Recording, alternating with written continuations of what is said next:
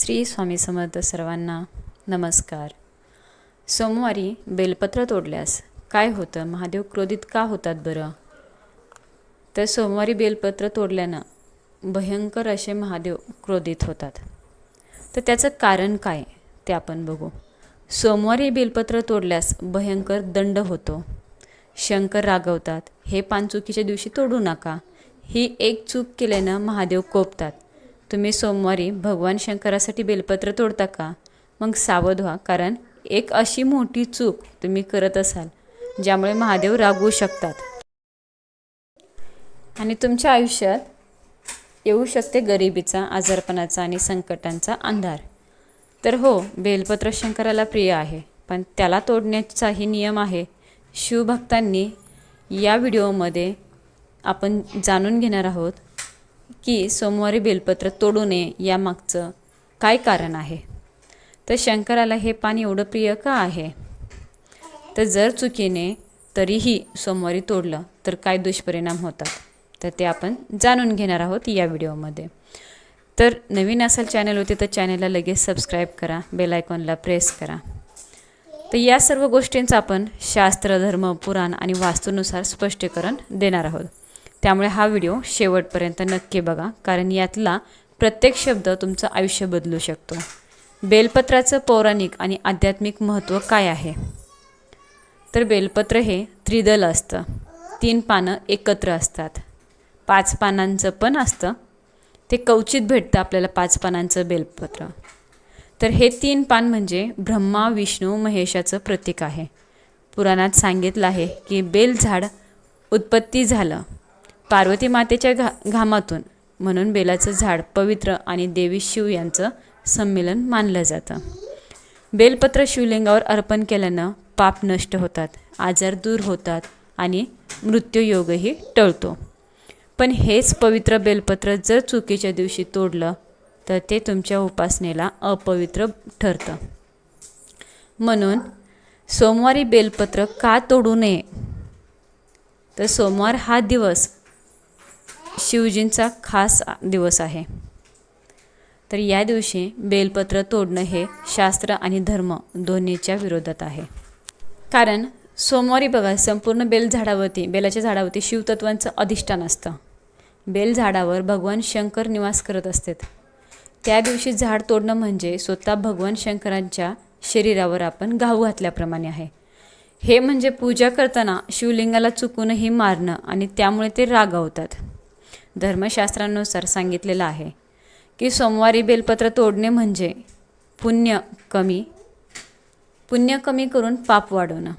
तर सोमवारी बेलपत्र तोडल्यास काय दंड मिळतो आपल्याला? शिवपुराणात स्पष्ट सांगितलेलं आहे, जो व्यक्ती सोमवारच्या दिवशी बेलपत्र तोडतो त्याचं पुण्य कमी होतं आणि पाप वाढतं, आयुष्यात दरिद्र येते।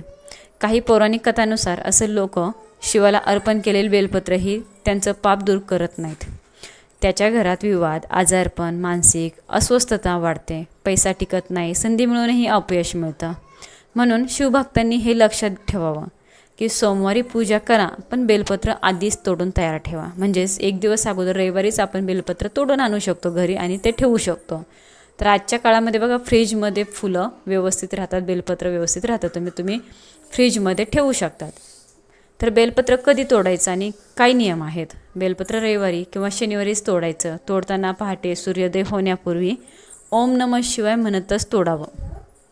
आपण ज्यावेळेस बेलपत्र तोडतो त्यावेळेस आपण ओम नमः शिवाय म्हणत तोडलं तर अतिउत्तम। ते आपल्याकडून क्षमस्व आहे आपण असं मानलं जातं। तर मनात शांतता ठेवून झाडाची परवानगी मागून तोडावं।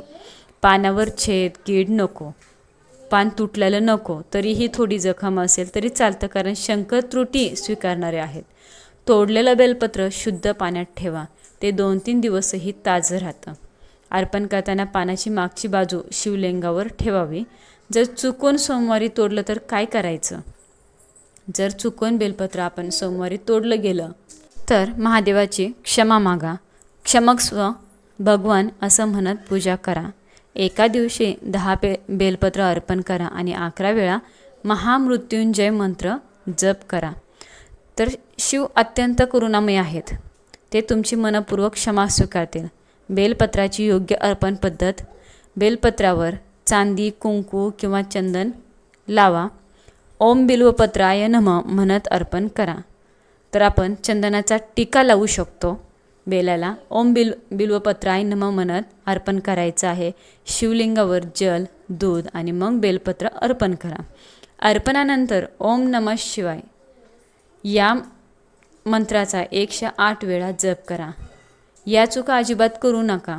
फाटलेलं बेलपत्र नका वापरू. दुसऱ्या झाडावरून पान तोडू नका. पायानं चुकूनही ते पान चिरडू नका. पायाखाली तुडवू नका. सोमवारला तोडणं टाळाच, कारण की सोमवारी तोडणं म्हणजे आपण महादेवाला इजा करण्याप्रमाणे आहे.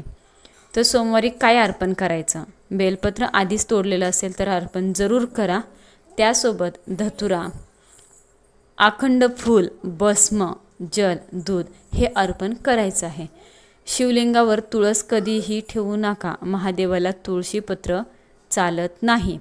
तर बेलपत्र अर्पण करायचं आहे. बेलपत्र अर्पण केल्याचं काय फायदा आहेत? पाप नाश होतो, रोग बरे होतात, मृत्यूयोग टळतो, धनप्राप्ती, शांती आणि समाधान कुटुंबात, ऐक्य. शिवभक्तांना केवळ भक्ती असून चालत नाही, योग्य नियमही तेवढेच महत्त्वाचे आहेत.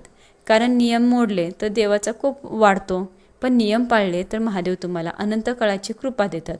जर हा व्हिडिओ उपयोगी वाटला असेल तर जास्तीत जास्त लोकांपर्यंत हा व्हिडिओ शेअर करा. व्हिडिओला एक लाईक करा आणि कमेंटमध्ये हर हर महादेव लिहायला विसरू नका. तर सर्वांना श्री स्वामी समर्थ.